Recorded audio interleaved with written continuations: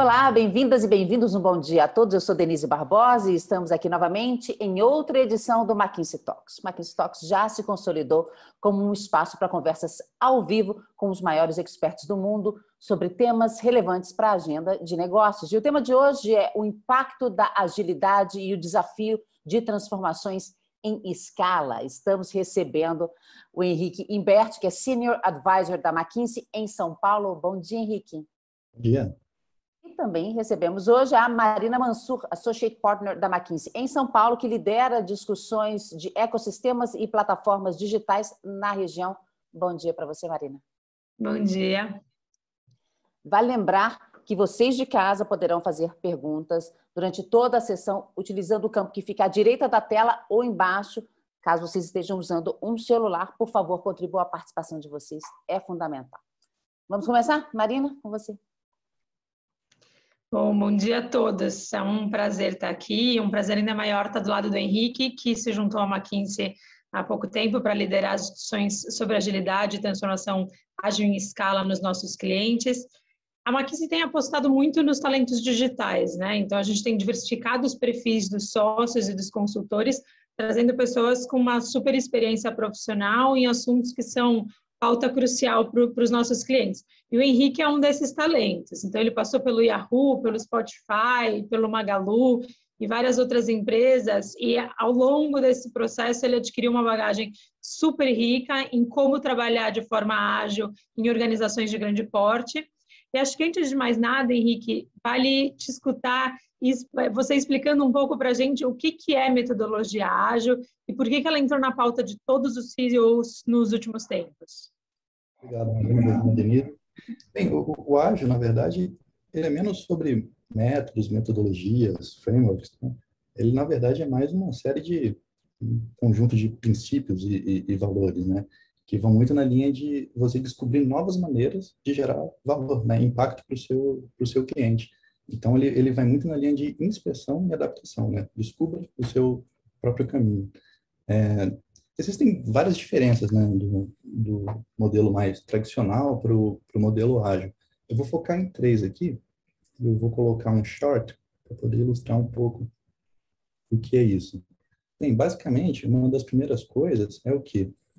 Quando a gente tem um ágil, existe um pressuposto que a gente está partindo que o nosso ambiente, o nosso contexto tem incertezas, né? Então, baseado nisso, então a gente tem que dar passos menores para que a gente possa validar uma informação, aprender e aí dar o próximo passo, né? Já na tradicional, você assume que tem menos incerteza, então eu posso ter um ciclo muito longo de planejamento, por exemplo.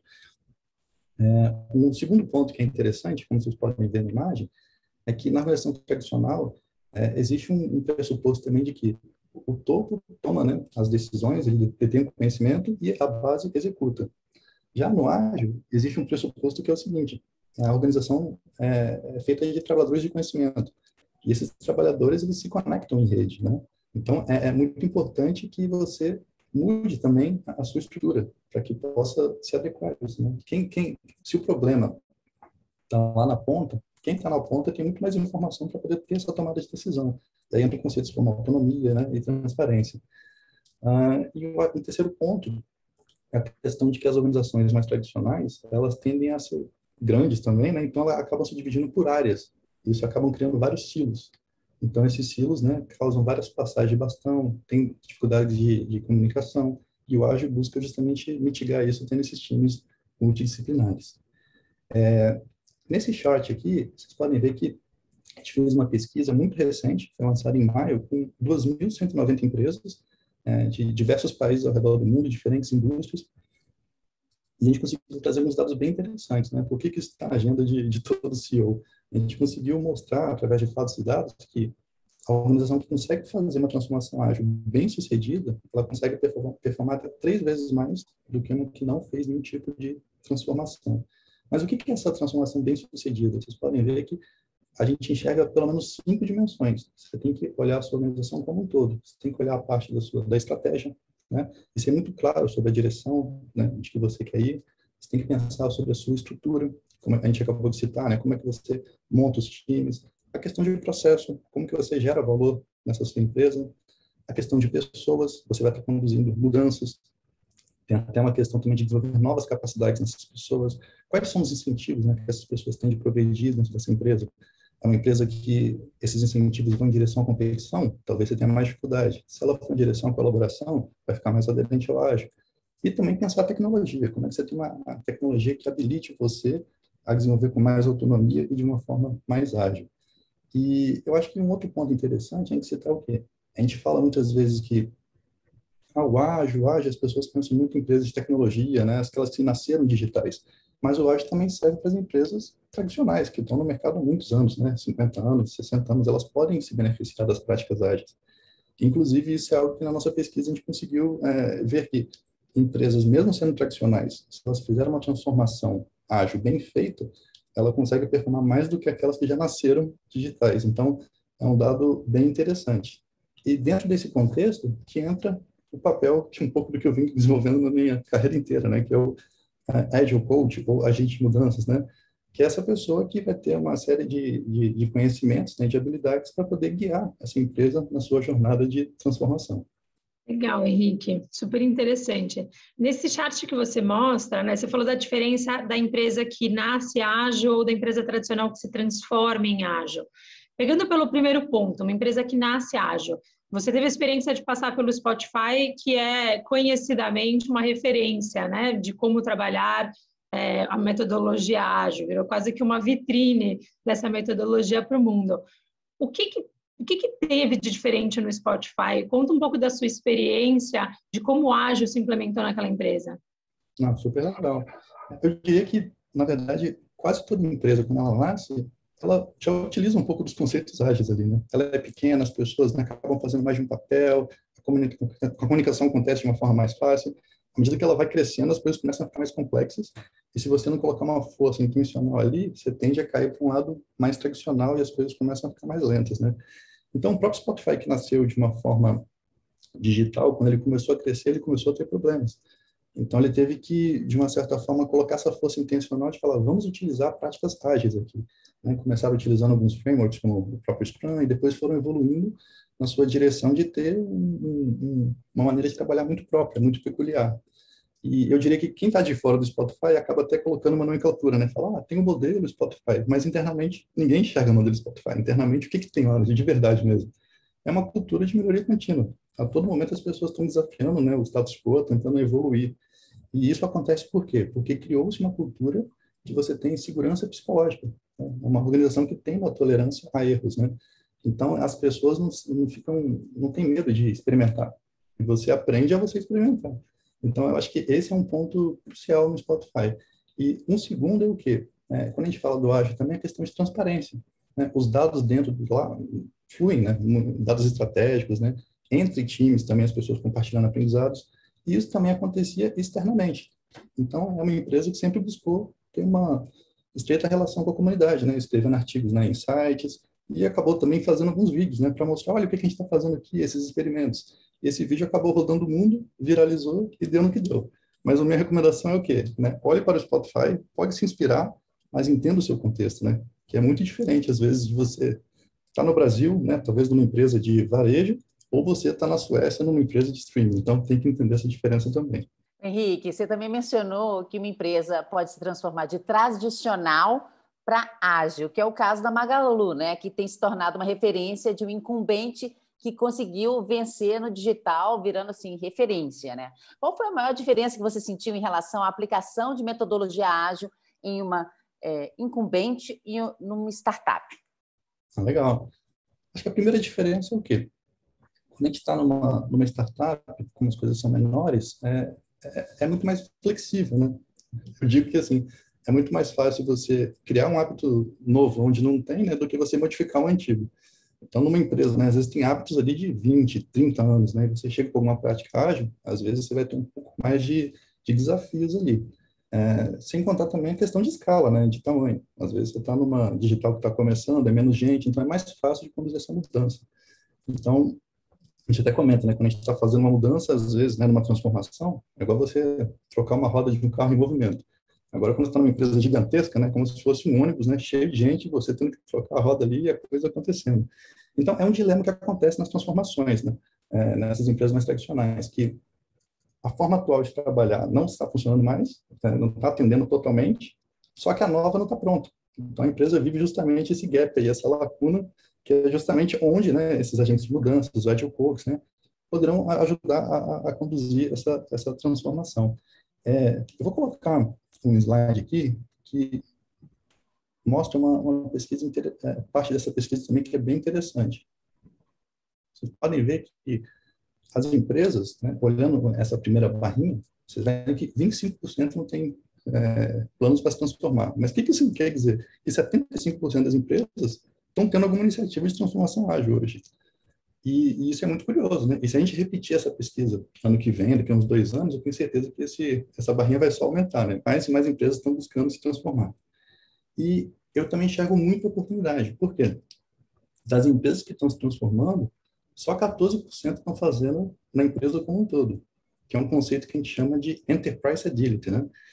Se você utiliza o ágil apenas assim, só no time de tecnologia, né? Vou criar o famoso squad só em tecnologia, você não vai desfrutar de todos os benefícios do ágil. Agora, se você pensa, como a gente mostrou, né? Pensa naqueles 5 dimensões, né? Pensa na estratégia, pensa nos processos, pessoas, tudo mais, em todas as áreas, aí sim você vai conseguir usufruir. Então, esse gráfico traz bastante até esperança, assim, de mostrar, olha, tem muita gente que está fazendo, mas olha o tanto que a gente consegue fazer ainda.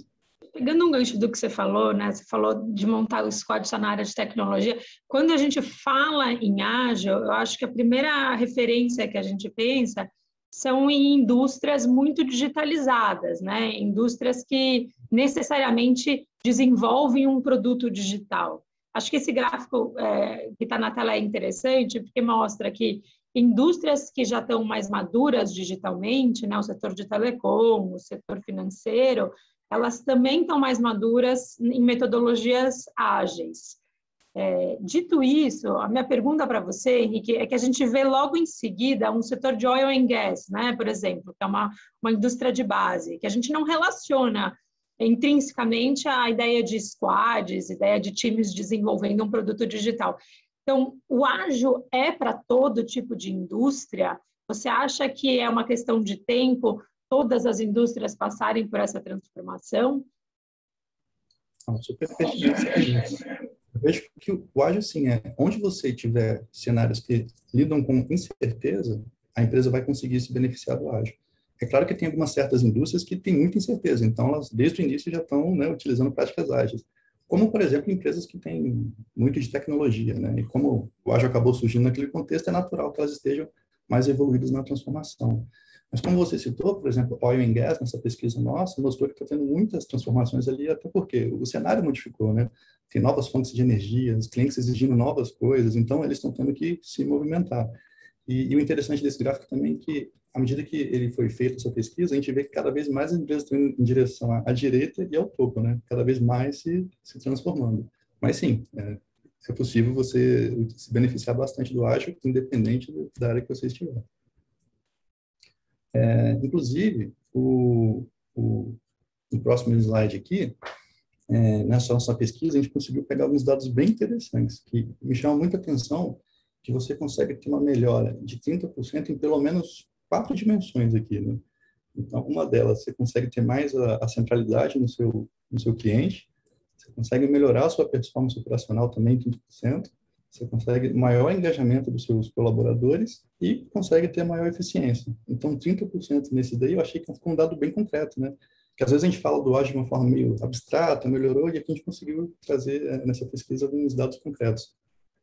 Mas, além disso, uma coisa que me chamou a atenção, né? Que às vezes as pessoas buscam ágil pensando, eu quero ficar mais eficiente e tal, mas mostrou o quê? Que em relação aos pares, quem está utilizando essas práticas ágeis acabou ficando no topo de inovação. Então, a agilidade também ajuda demais nesse contexto que a gente está, né? De tendo que inovar bastante. Inclusive, tem história, né? De uma empresa que eu trabalhei, né? Na área de conteúdo e mídia, né? Multinacional. Aqui no Brasil, a gente tinha uma business unit e a gente utilizava práticas ágeis. Só que a empresa, como um todo, não utilizava. Então, era como se a gente fosse uma mini empresa. Eu não tinha os dados dessa pesquisa na época, né? Que tem muito tempo, tem mais de 10 anos.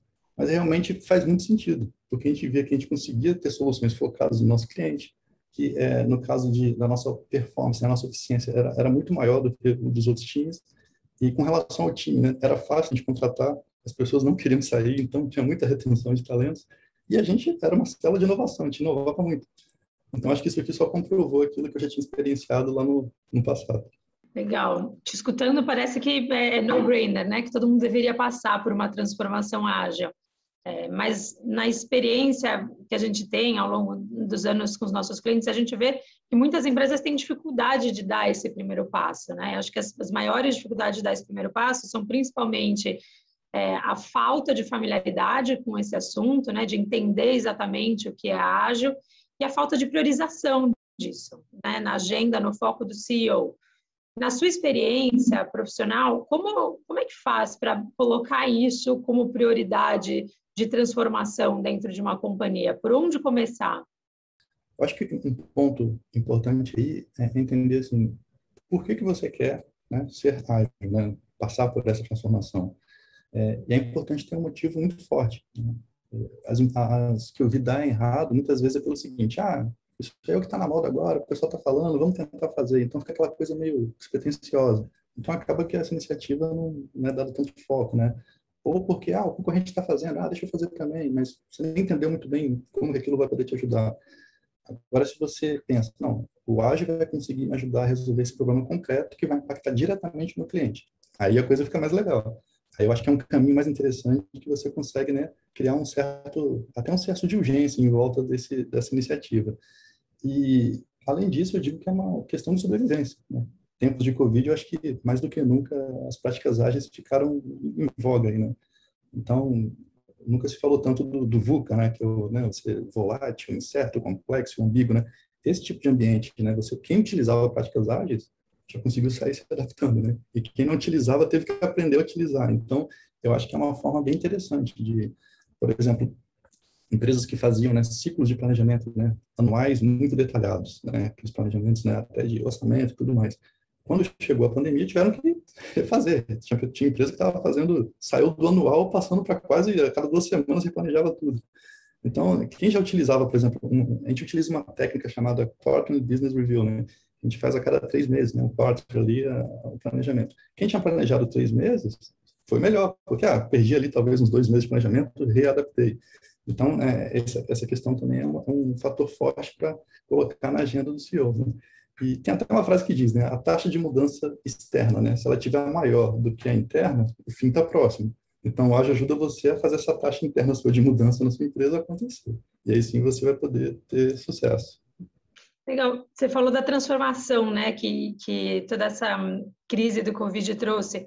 Como é que faz para não voltar para o que tinha antes, né? Porque a gente vê, transformação ágil, ela deve acontecer, mas não basta fazer uma transformação ágil, tem que fazer uma transformação ágil de sucesso, perene, né? Porque a gente vê muitas pessoas começarem a transformação e no meio do caminho voltarem aos vícios tradicionais ou fazerem a transformação ágil numa parte muito pequena da companhia, não conseguirem contagiar a companhia como um todo. Como faz para ter sucesso numa transformação ágil? Legal. Nessa pesquisa que a gente fez, a gente também conseguiu identificar 4 elementos, 4 passos que, se você seguir, você vai aumentar em 75% a sua chance de ter sucesso, né? E quais que são esses 4 passos aí? O primeiro deles é garantir que o time da alta liderança ele entenda realmente o que é esse ágil. Parece algo muito simples, mas muitas iniciativas começam sem envolver essa liderança do topo. Então, o que a gente recomenda? Que esses líderes, né, eles visitem, né, outras empresas que já estão utilizando práticas ágeis, né, façam benchmarks, converse com pares, né, e também que possam ser feitas internamente, né, rodar simulações, algum tipo de treinamento. Isso vai fazer com que ele consiga realmente entender o porquê, né, disso que está acontecendo. Uma segunda coisa é você ter uma intenção mesmo, como eu até citei um pouco antes, né, e você procurar um valor. Qual que é o problema real que a gente vai resolver, né? Algo concreto que a empresa sinta. Nossa, eu fiz talvez um piloto, uma coisa ágil aqui, mas olha só, já mexeu um ponteiro do business, né? Então, isso vai te ajudar a querer fazer mais e mais. Então, não deixar aquele movimento ficar desestruturado, assim, né? Somente bottom-up, deixa lá, coisa orgânica, né? É importante que o líder assuma ali e fale, não, vamos fazer isso acontecer. E você criar algum tipo de estratégia. Algumas empresas, dependendo do contexto, do cenário, resolvem fazer aquela mudança, né, all-in, né? Não, quero mudar tudo por causa disso. Às vezes é um contexto de crise e acontece, tem casos de sucesso. Tem empresas que preferem fazer por ondas, ou tem empresas que preferem separar, né, certas, né, áreas, certas BUs, certas lideranças e dar uma autonomia para eles conduzirem. Mas o importante é isso, você conseguir ter uma estratégia. O terceiro ponto é você ir além dos times ágeis, né? E pensar que, como a gente mostrou naquele gráfico, né, a organização é uma network, né, uma rede, todos estão conectados, né? Então, pensar novamente naquelas 5 dimensões. Pensa, né, na sua estratégia, pensa nos seus processos, estrutura, pessoas, pensa em tecnologia, que aí você vai conseguir ter essa agilidade que não seja somente localizada. E o último ponto, que eu acho que até tem um pouco a ver com a sua pergunta, né, como é que você faz para manter essa velocidade alta, né, e ter esses pilotos, né? A gente viu que quando a gente limita esse tempo da mudança para até 18 meses, a gente consegue ter mais sucesso, porque você consegue, de alguma forma, também reduzir as incertezas, né? E você mantém essa energia alta. Porque às vezes você fala, vamos começar a mudança e vai demorar 10 anos. O pessoal começa, então, não, peraí, 1 ano e meio a gente quer chegar aqui e vamos ter passos concretos, né? Aqueles que a gente fala que são os quick wins, né? Vamos celebrar ao longo do caminho e fazer com que isso aconteça. E também você lançar cedo, né, algum tipo de coisa como eu mostrei, também ajuda as pessoas a entenderem logo o gostinho, né? Nossa, que legal, já tem alguma coisa em produção, né? A gente fala muito no ágil do MVP, aquele Minimum Viable Product, né? Quando isso começa a ser introduzido numa empresa, traz resultados bem positivos. Então, eu acho que ter também essa transferência de capacidade para que as pessoas possam, né, conduzir a transformação por conta própria também é bastante importante. Marina, essas transformações, além delas precisarem ter um caminho, um plano de sucesso, elas dependem muito também das pessoas, né? Queria que você falasse um pouquinho quais são os obstáculos encontrados quando a gente fala de pessoas. Legal. Quando a gente vê companhias de grande porte trabalhando ágil em escala, acho que vou pegar o caso da Amazon aqui como referência. Então, na Amazon, a gente vê uma fusão total entre a área de negócio e a área técnica, a área de tecnologia, né? Diferente do tradicional, onde você tem uma separação entre esses dois mundos, a área de negócio tendo ideias e bolando estratégias, e a área de tecnologia quase como uma tiradora de pedidos, né? Servindo ao mundo dos negócios. Numa fusão total entre essas áreas, tecnologia e negócio, você consegue atingir quase que um ágil em escala. Mas para você conseguir fundir isso, você tem que ter uma fusão desse conhecimento nos profissionais que ali atuam. E aí que entra uma grande dificuldade, né? Você encontrar pessoas ou formar essas pessoas dentro da organização que entendam muito de tecnologia, mas tenham o tino do negócio, ou que entendam muito do negócio, mas consigam navegar bem por requerimentos técnicos, né? Por requerimentos de tecnologia. Só com a aproximação desses dois conhecimentos, você vai conseguir chegar em times que atuam com excelência em uma metodologia ágil. Não sei se Henrique concorda. Henrique, quer complementar alguma coisa? É um fator crucial.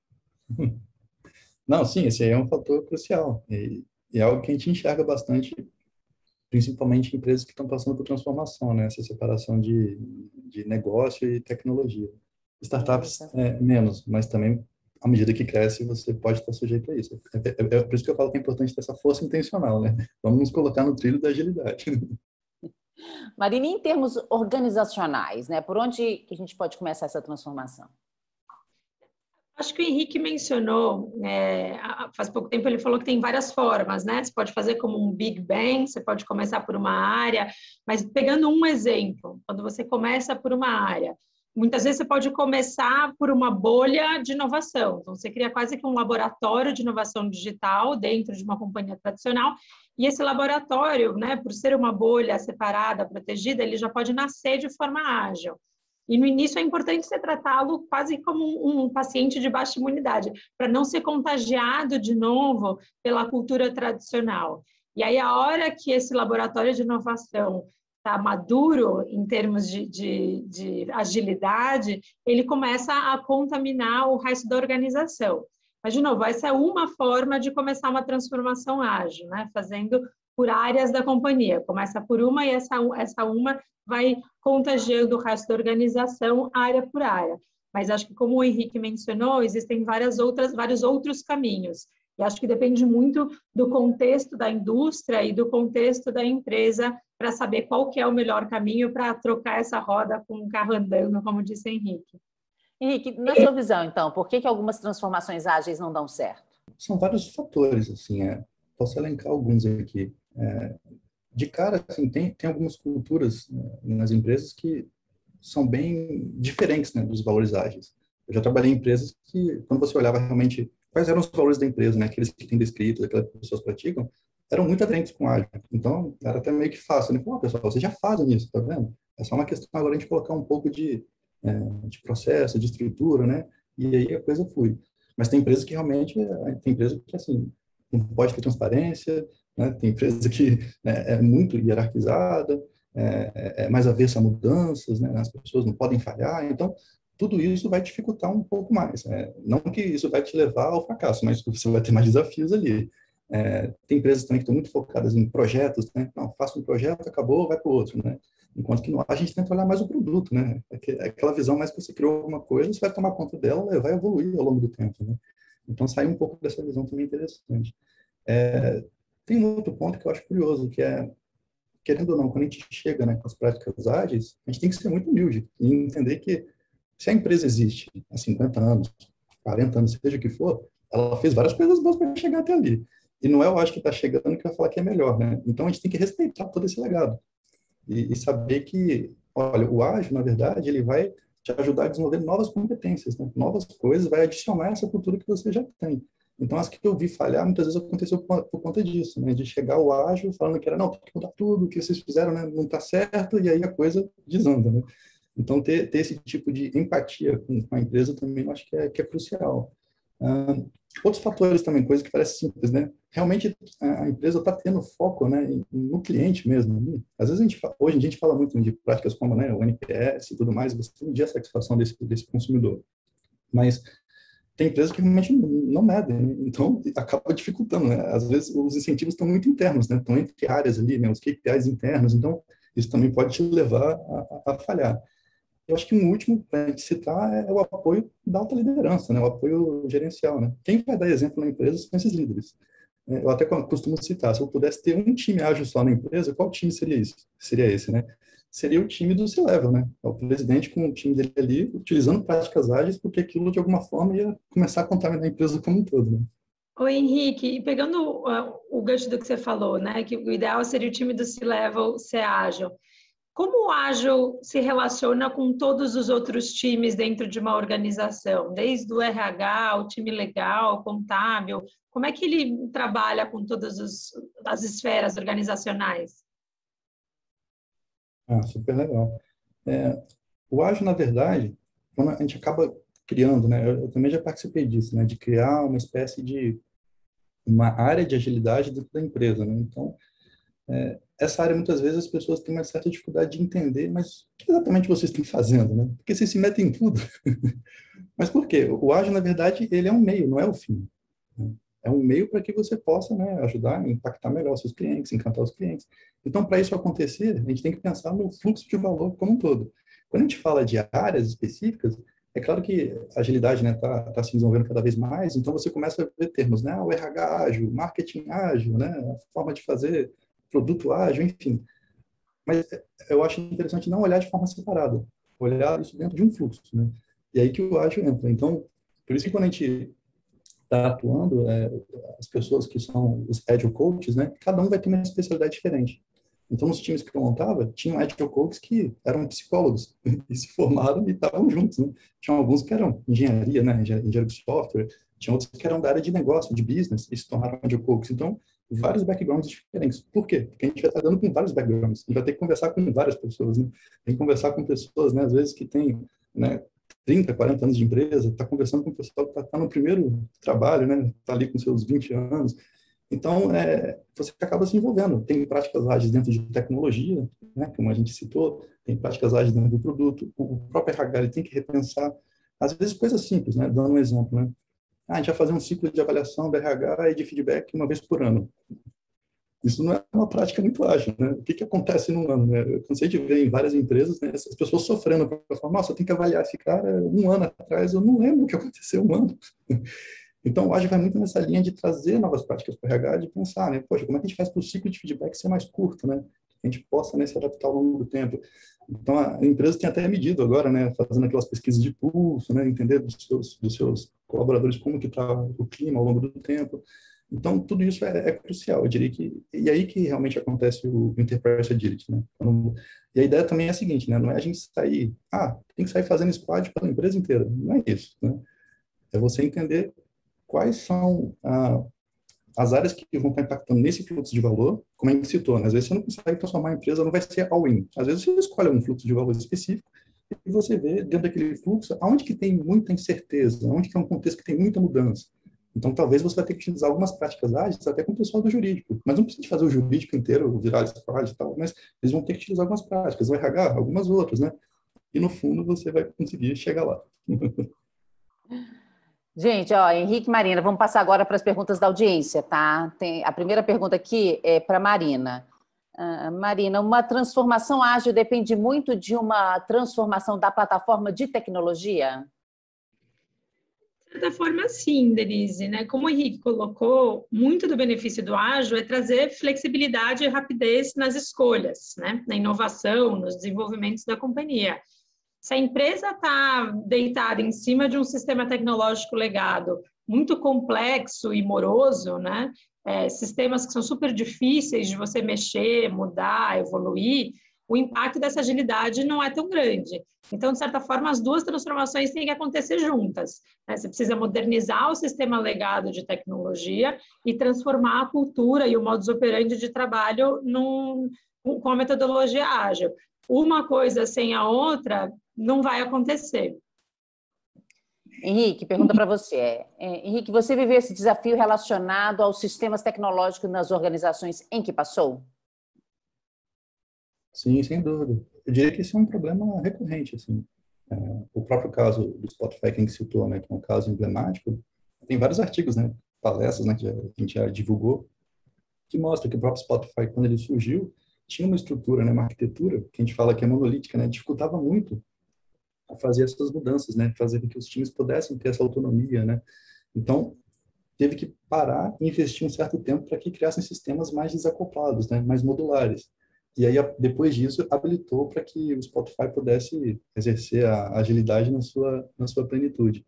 Então, dentro desse pilar de tecnologia, que é uma das 5 dimensões que a gente mencionou mais cedo, a tecnologia tem várias práticas ali que a gente analisa também, né?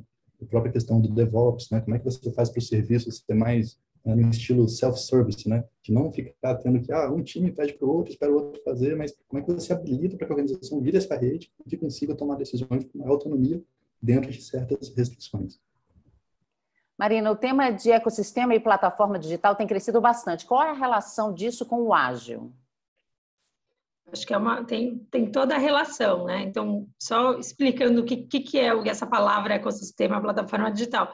Ecossistemas são plataformas que oferecem múltiplos produtos e serviços num mesmo lugar, né? Então, no mesmo portal, digamos assim.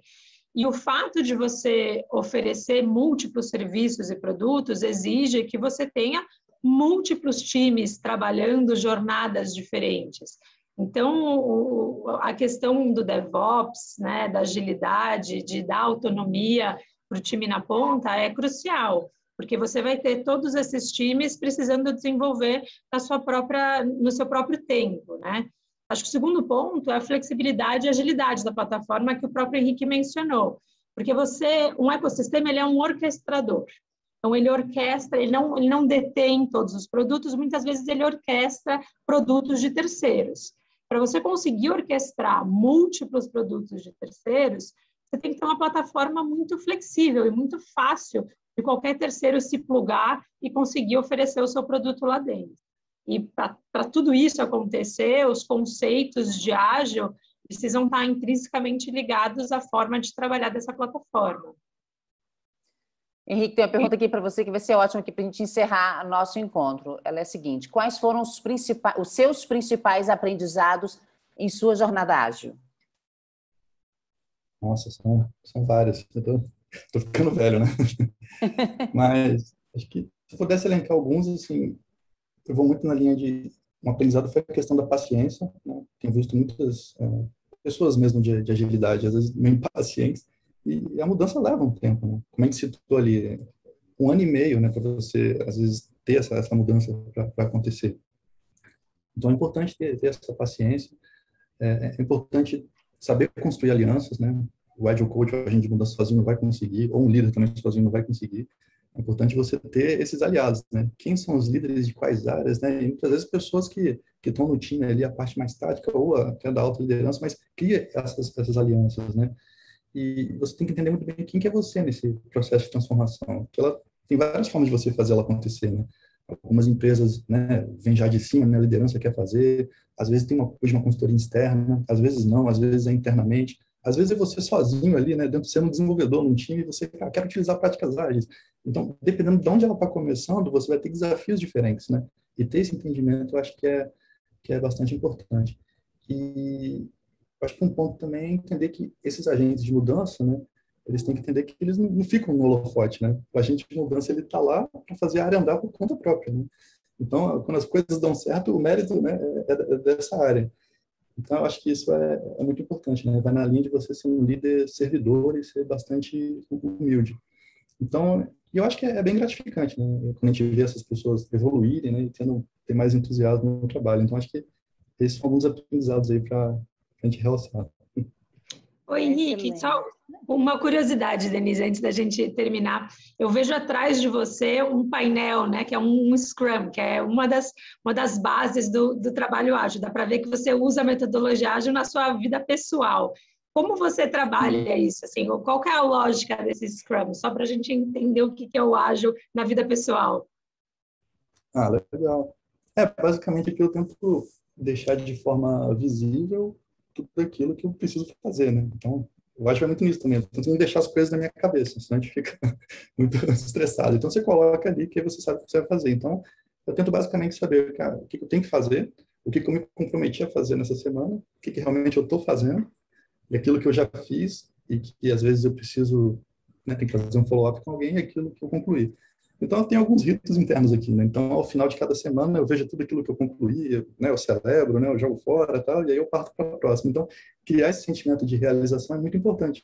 Que às vezes, ainda mais nesse mundo moderno, né? Tanta informação, tanta coisa acontecendo, às vezes passa uma semana e você, nossa, fiz um monte de coisa, mas não sei o quê.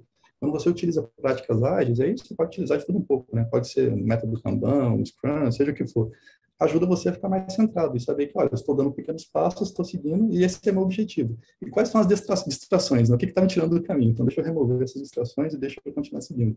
E aqui eu também divido, né? Eu coloco coisas relacionadas ao meu trabalho, coisas relacionadas a eu, pessoalmente, né? O que eu estou me desenvolvendo. Eu também coloquei um ali casa, né? Porque junto com a esposa a gente tem que melhorar as coisas, então, para não esquecer. Então, coloco ali e vou melhorando. Marina, que bom que você perguntou, porque eu já estava reparando ali, já querendo usar na minha vida também, sabe? É o Kanban, eu falei errado, é o Kanban, né? Eu também, eu estou louca para colocar um aqui atrás para organizar um pouco os meus to-dos. Excelente. Olha, super obrigada, Henrique e Marina, pela conversa de hoje. Queria também muito agradecer as pessoas que ficaram com a gente aqui, as pessoas que mandaram as perguntas. Super obrigada pela participação de vocês. Lembrando que para ter a agenda completa do McKinsey Talks, acesse mckinseytalks.com. Lá vocês podem assistir aos episódios anteriores e esse episódio de hoje vai estar disponível na segunda-feira e vocês também encontram as versões em áudio, tá? No Spotify, que a gente falou tanto aqui do Spotify hoje, as nossas versões em áudio também estão ali no Spotify para quem gosta de podcast, para ouvir caminhando, fazendo a ginástica, passeando com o cachorro, né? Tudo que tiver na sua to-do list ali, você pode fazer ouvindo a nossa sessão. Então, mais uma vez, obrigada a todos, um ótimo fim de semana, se cuidem e até a próxima.